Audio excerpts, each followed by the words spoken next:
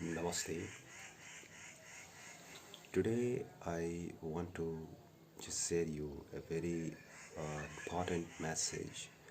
People who want to always look for meditation and concentration practice and not able to ever focus on anything. Why? Because their chipta mind is always, or you can say, the chipta mind state always taking there, here and there, but not able to work on the practice to focus on something special. Now, I give you a simple example in your daily life.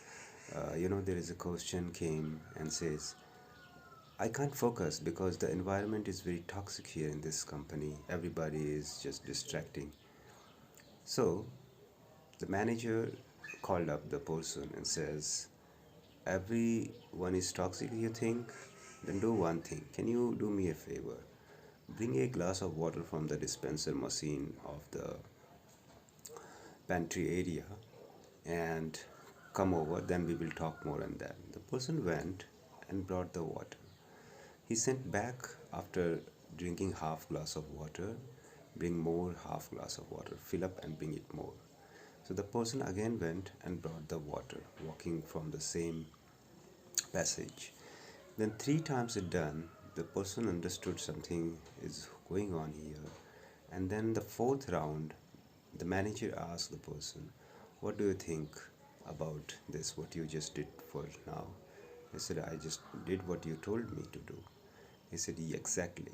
This is how you realize that everyone is inside the office. Everybody was doing their work, but none of them bothered you when you were focused to do what you are and what you want to do.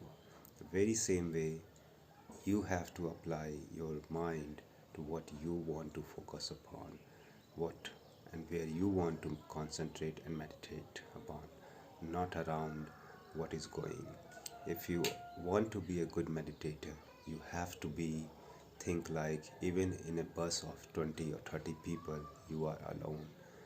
When you are focused to do what you want to do, the very same way when you are alone, you have the divine consciousness surrounded you and you can hear different nada sound within yourself.